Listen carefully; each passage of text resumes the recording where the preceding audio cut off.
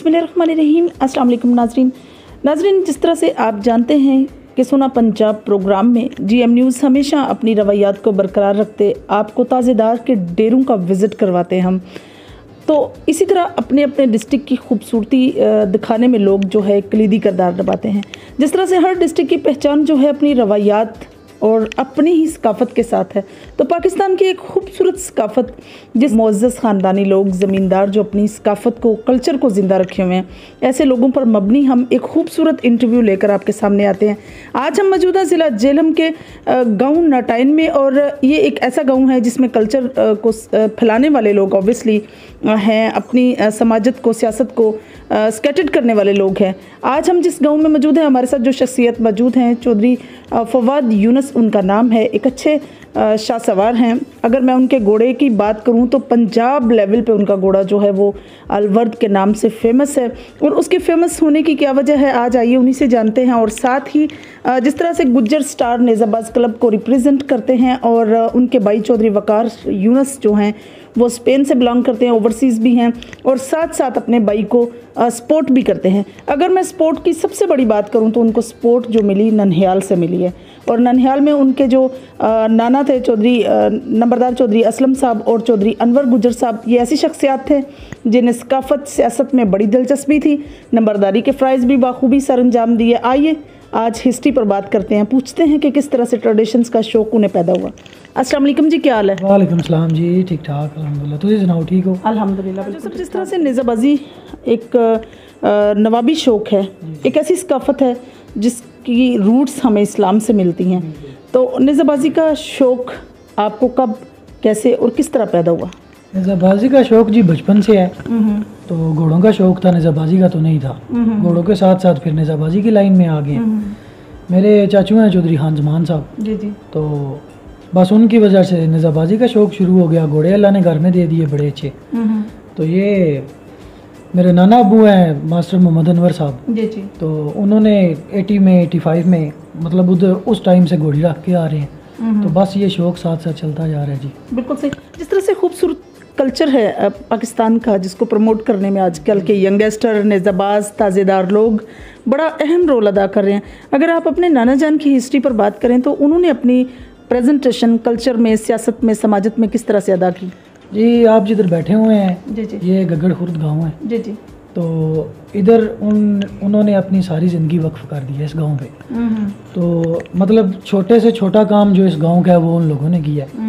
तो ये हमारा जो शौक़ है नेज़ाबाजी का, इसमें तो उनका कोई नाम आता नहीं है ना, कि उन्होंने सिर्फ घोड़े को या घोड़ी को अपने शौक़ के लिए रखा है, मतलब सकाफत को जी ग्राउंड में नहीं वो लोग गए। तो ये चौधरी खान जमान खुखा वाले हैं जो चाचू जान मेरे, उनकी वजह से हम लोग ग्राउंड में चले गए हैं बस। तो बाकी जो घोड़ों का शौक़ है ये खानदानी शौक़ है। सही। तो जिस तरह से आपके नाना जान का माशाल्लाह से समाजत सियासत में नाम है, तो ये कल्चर का एक बड़ा खूबसूरत सा हिस्सा बनता है, ट्रेडिशंस बनती हैं अपने इलाके की। क्या इसी तरह से आपके जितने भी मामू हैं इस ट्रेडिशंस को फैला रहे हैं? और अगर मैं आपके मामू की बात करूँ तो सबसे ज़्यादा जो अनवर साहब के बेटों में से कौन सबसे ज़्यादा कलीदी किरदार निभा रहा है? जी मास्टर अनवर साहब के 2 बेटे हैं, चौधरी इरफान साहब, डेरे पे भी मुलाकात भी हुई है आपकी। जी जी। तो चौधरी रिजवान अनवर साहब, तो उन लोगों का तो खैर ये गांव की अता की है। बाकी ये चौधरी वैस साहब मामू है मेरी, चौधरी वैस असलम साहब, तो सियासत में इनकी ज़्यादा दिलचस्पी है उनसे, लोगों के साथ ज़रा बैठना उठना भी इनका ज़्यादा है, और समाजी कामों में भी इन्हीं का अहम किरदार है। सही। तो बस बाकी ये है कि अल्लाह की ज़ात इस शौक़ को सलामत रखे। आप लोगों का बड़ा शुक्रिया, इतनी दूर से सफ़र करके हमारे शौक़ को आप लोग प्रमोट कर रहे हैं, तो बहुत शुक्रिया आपका। आपके पास माशाल्लाह से बेशुमार घोड़े आए, मतलब जिन पर आपने अपने करियर का भी आगाज़ किया, नेज़ाबाजी का आगाज़ किया, लेकिन सबसे ज़्यादा किसी एक घोड़े का फेमस हो जाना, मैं समझती हूँ कि ये बड़ा एक स्पेसिफिक है। जिस तरह से मस्ताना ब्रीड आपके पास मोस्टली है, क्या कहेंगे इसके फेमस होने पर? देखें जी, जुल्लेन अरगाने वाला घोड़ा है, उसका बच्चा है ये अलवर, जिसकी वजह से आप लोग भी इधर आए हैं। तो मैं कहता हूँ कि अगर बंदे के नसीब अच्छे हो ना, अल्लाह की ज़ात उस बंदे पे राज़ी हो, तो उसको बेहतरीन तोहफ़ा यही मिलता है कि उसके पास एक अच्छा घोड़ा होता है। तो ये अल्लाह की देन है। तो ये घोड़ा हमें मतलब जिस तरीके से मिल गया है ना कि एक दोस्ती यारी में एक किस्म का ये समझें कि हमें ये पैसों के हिसाब से नहीं मिला, तो ये नसीब थे, अच्छे नसीब थे। तो अल्लाह की ज़ात सारे शौकीन के नसीब ऐसे ही करे, मेरी ये दिली दुआ है। आपके पास माशाल्लाह बड़ा खूबसूरत आगाज़ हुआ है कि ज़्यादा से ज़्यादा मालकान को फ़रोग दिया जा रहा है। इस पर क्या कहेंगे? आज से पहले जो नेज़ाबाजी थी घोड़ों की हद तक थी और मोस्टली लोग जो हैं वो प्रोफेशनल को यूज़ करते थे, अब मालकान को ज़्यादा फ़रोग दिया जा रहा है, हर डिस्ट्रिक्ट में, जेहलम में भी दिया जा रहा है। क्या कहेंगे इस पर? देखें जी, अगर घोड़ों का शौक़ करना है, घोड़े घर में रखने हैं, तो बेहतरीन सबसे तरीका यही है कि आप फजूल खर्ची है ना, ये जो प्रोफेशनल सवार होते हैं, उससे बेहतरीन तरीका ये है कि आप लोग खुद शौक करें ना। जब घोड़े घर रखे हुए हैं तो निज़ाबाज भी खुद बनना चाहिए। अगर ये निज़ाबाजी का शौक करना है तो खुद दौड़ना मेरे ख्याल से तो ज़्यादा ज़रूरी है। तो ये प्रोफेशनल जितने भी सवारान हैं, सबसे पहले इधर हम लोग जेहलम की बात करें तो चोई नदीम साहब ने 6 महीने पहले ये इधर से ट्रेंड ख़त्म कर दिया है कि निज़ाबाजी जीतना मेरे ख्याल से मकसद नहीं है, अपने बच्चों को इस फील्ड में लाना मेरे ख्याल से ज़्यादा ज़रूरी है। बिल्कुल सही। तो उसके लिए यही ज़रूरी है कि आप लोग खुद दौड़ना शुरू करें, घर में प्रैक्टिस कराएं, अपने कज़न हैं, भाई हैं, जो भी हैं उनको खुद तैयार करें, तो इंशाल्लाह एक टाइम आएगा कि वो प्रोफेशनल सवारों से अच्छा आपको खुद घर में रिजल्ट। निज़ाबाजी का इवेंट करवाने वाले बंदे को ये बात सोचनी चाहिए कि अगर सर्दियों का दिन है तो उसका आपको पता है कि वो 7-8 घंटे का दिन होगा, तो उस सिस्टम के हिसाब से आप लोगों को दावत देनी चाहिए। दावत इस हिसाब से दें कि जो लोग आएँ वो सिंगल भी दौड़ लें, सेक्शन भी दौड़ लें। और उससे अगली बात यह है कि चोइन हादिम साहब इधर जेहलम की निज़ाबाजी बहुत ज़्यादा उन्होंने टाइम दिया है इस निज़ाबाजी को। जितने भी नए सवार बने हैं ये सब में उनका अहम किरदार है जी। तो आज तक उन्होंने मतलब गेम को प्रमोट किया है, बंदों को प्रमोट, जितने भी हम लोग निज़ाबाज हैं, किसी का मुंह देख के ये फैसला नहीं किया कि हाँ ठीक है अब इसको हम लोग नाराज़ नहीं कर सकते। तो ये निज़ाबाजी में होना बहुत ज़रूरी है मेरे। जिस तरह से घोड़े हैं और घोड़ों के साथ घोड़ियों का कल्चर जो है ना वो पहले की तरह बड़ा कॉमन होता जा रहा है, और आजकल मोस्टली जो ट्रेंड बन रहा है वो ब्रीड लेने का है। ब्रीड के जो असूल हैं, घोड़ियों को कितना फैसिलिटेट किया जाता है, उनकी फर्टिलाइजेशन के लिए क्या क्या किया जाता है, इसके क्या क्या प्रिंसिपल्स हैं जिनको मतलब ताज़ेदार लोगों को, ऑब्वियसली बाज़ लोगों को पता है, कुछ नहीं भी इंफॉर्मेशन रखते, क्या गाइड करेंगे उनको? देखें जी, बेसिकली तो बात यह है कि हम लोग नए शौकीन हैं खुद कि मैंने अपने घर में घोड़े 2018-19 में मेरे घर में घोड़े आए हैं। तो ब्रीडिंग जो है वो हम लोगों ने सबसे पहले घोड़ा लेने से पहले भी हमने घोड़ी ली है। तो जो कुछ आज तक हमें हासिल हो सके वो तो यही है कि आप पाकिस्तान पूरा घूम के देख लें, अगर किसी के पास अच्छे घोड़े हैं ना तो वो घोड़े कम से कम 50 लाख, 40 लाख, 30 लाख से शुरू हो रहे हैं, स्टार्ट हो रहे हैं अच्छे घोड़ों की कीमत। तो सबसे पहले ये है कि जिन्होंने शौक़ करना है उनको घर में सबसे पहले घोड़ियाँ रखनी चाहिए। उससे अगली बात यह है कि अच्छे से अच्छे उस्ताद का शागिर्द बैठना ज़रूरी है जी। तो इस शौक़ को फ़िलहाल जेहलम में अगर आप 10 साल पहले की किसी से भी पूछे ना तो इधर घोड़ियाँ नहीं थी। 10, 12 साल, 15 साल पहले अगर किसी के पास थी तो कोई एक अपने शौक़ के लिए थी, ब्रीडिंग के लिए वो भी नहीं थी। इन 15 सालों में जेहलम में अभी हमारे गाँव में मेरे ख्याल से कोई 35 से 40 घोड़ी घरों में खड़ी हुई है, तो वो सारी ब्रीडिंग के लिए है।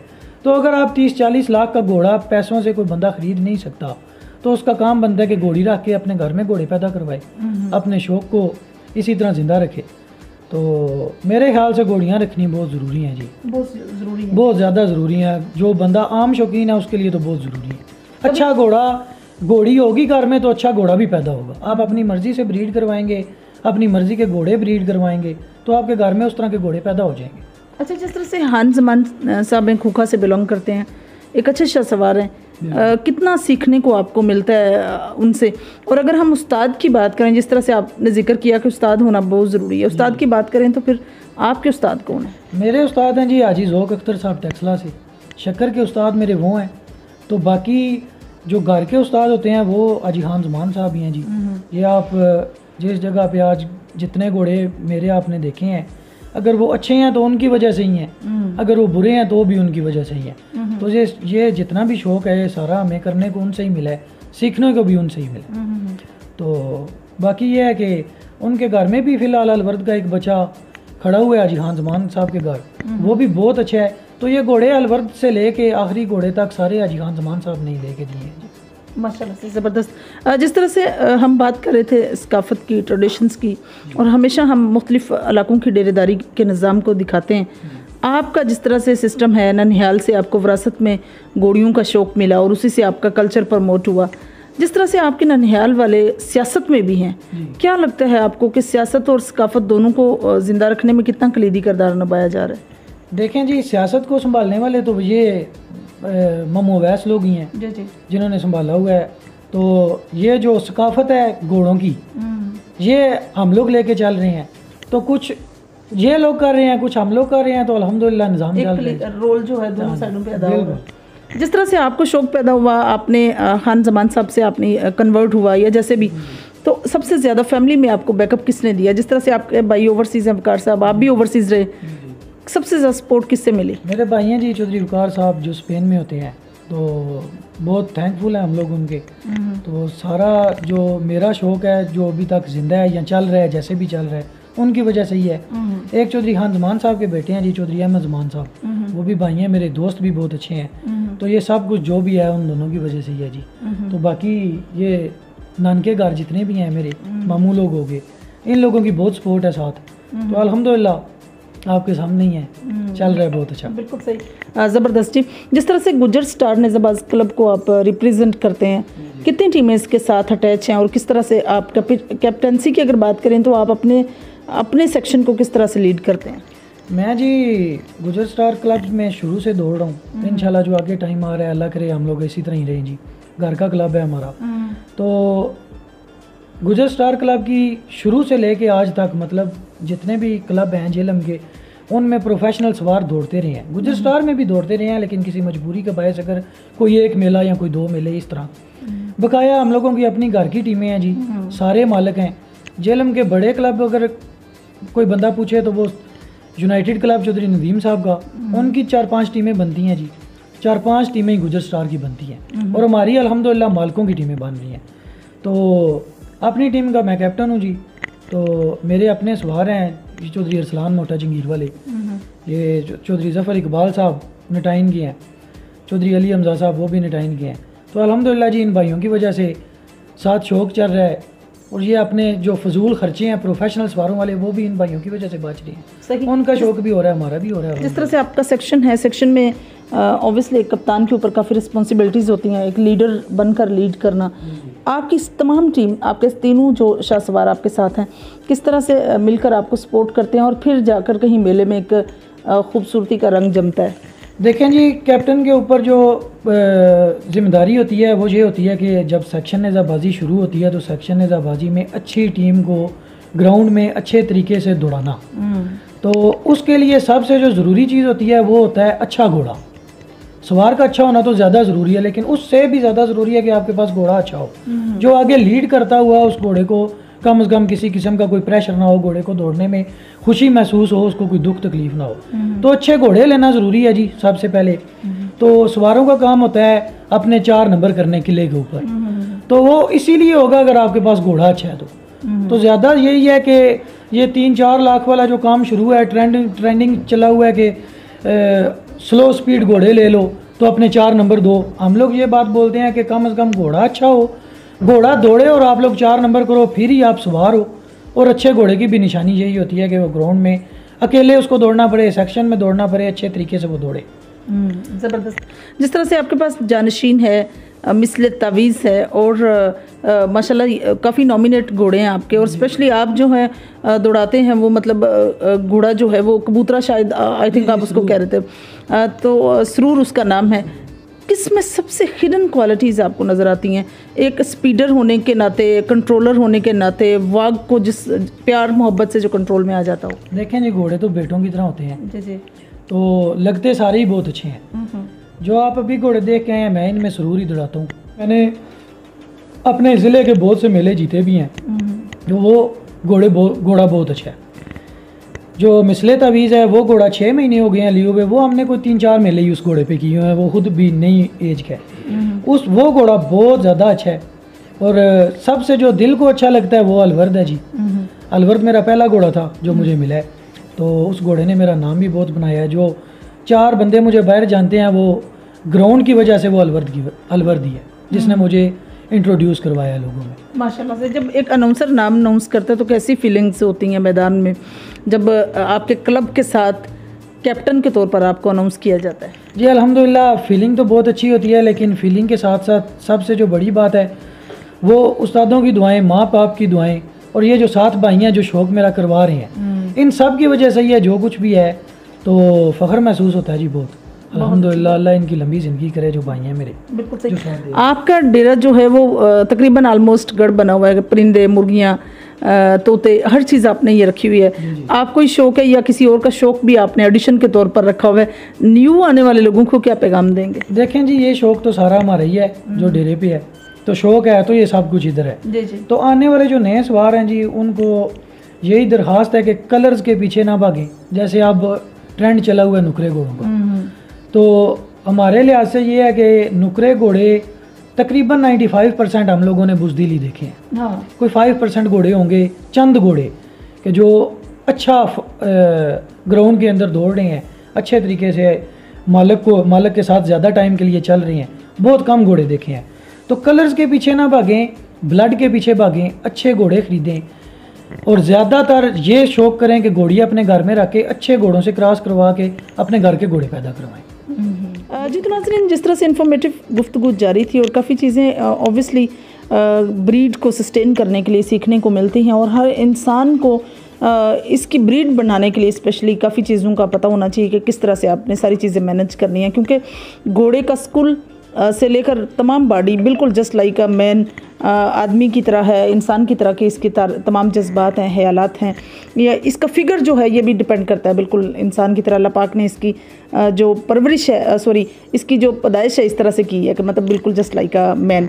अगर हम बात करें चौधरी साहब की, तो जिस तरह से ये समाजत में इन्होंने इनके नन्हियाल का रोल है, सियासत में भी है, तो सकाफ़त को ज़िंदा रखने में ये अपना एक किरदार जो है खूबसूरती से निभा रहे हैं। चौधरी फवाद यूनुस साहब को सबसे ज़्यादा फेमस करने वाला घोड़ा जो है, ऑब्वियसली उसमें बहुत स्पेसिफ़िक चीज़ें हैं जो हैं वो एडिशन के तौर पर आती हैं।